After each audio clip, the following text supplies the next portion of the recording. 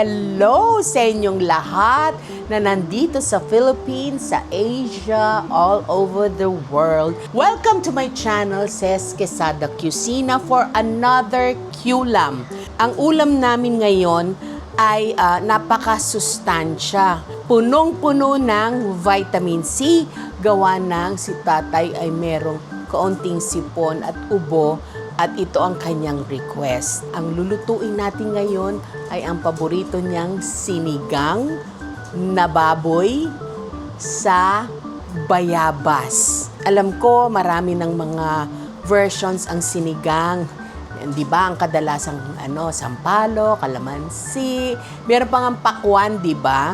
Itong bayabas is more of the Tagalog version. Natutunan ko to sa pamilya nila. Gumagamit sila ng bayabas sa kanilang pangsigang. Napakasarap nito.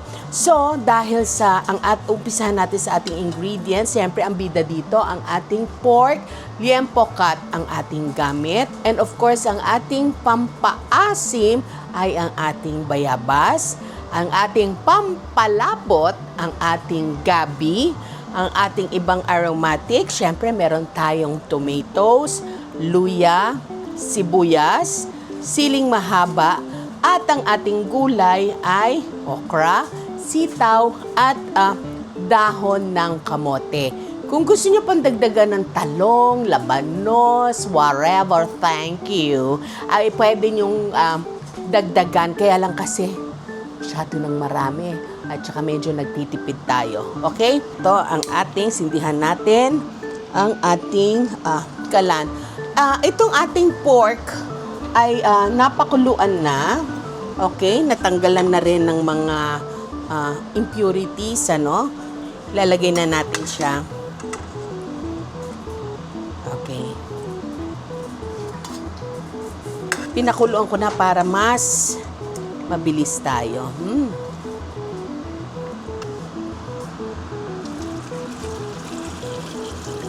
Ang ating pork broth. Gusto ko kasi medyo namumula-mula yung sabaw. Kaya marami akong kamatis na nilagay. Luya, onions, and tomatoes. Pakukuluan lang natin siya. Para, gusto ko kasi yung parang nadudurog na yung kamatis. Okay? Kumukulo na siya. Okay. Ngayon, ang susunod natin, syempre, yung ating pampaasim, yung ating bayabas na. Itong bayabas na to, pinakuluan, tapos minash, dinurog-durog, at parang yung tawag dito, sinala. Habang, syempre, aanuhin natin yan, lalagyan natin ng ating gabi. Ito, ang gabi kasi, nakakatulong ito sa pampalapot ng ating sauce. Kasi alam mo yung maganda yung kombinasyon din ng gabi at saka yung maasim. Alam mo kahit papano yung may konting tamis ito na nagpabalanse. Okay? Tapos, lalagyan natin ng ating patis.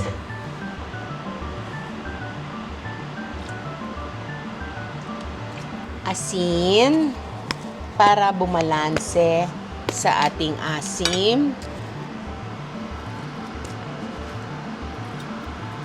Ngayon, titikman muna natin, ane.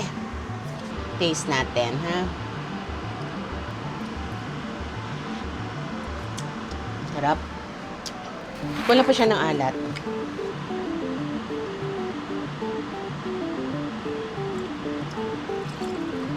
Lagyan natin siya ng kaunting pampalasa.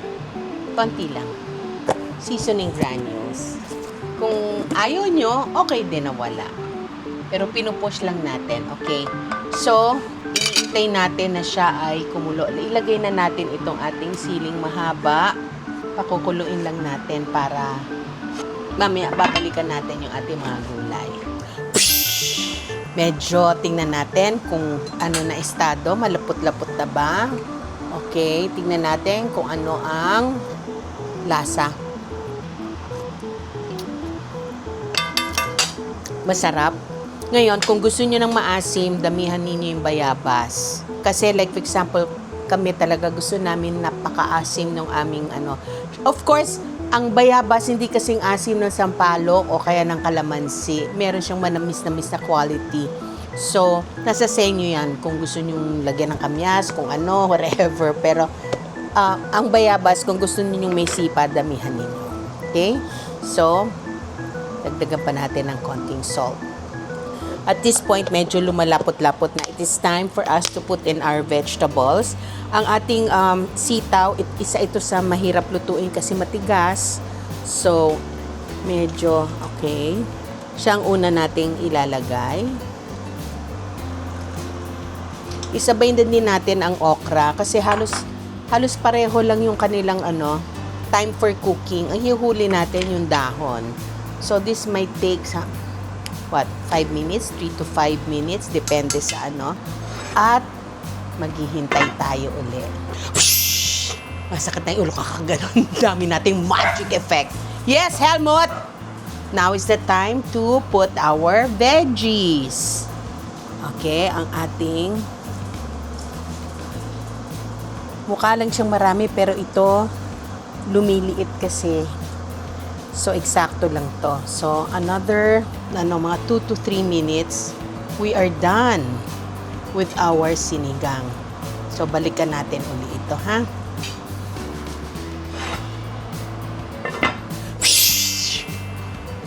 Nakakalug na yung utak ko sa kakamagic natin.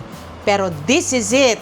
Luto na yung ating gulay. So, papatay na natin. And for our last tikim, of our most wonderful. Ayan, lumalapot na siya.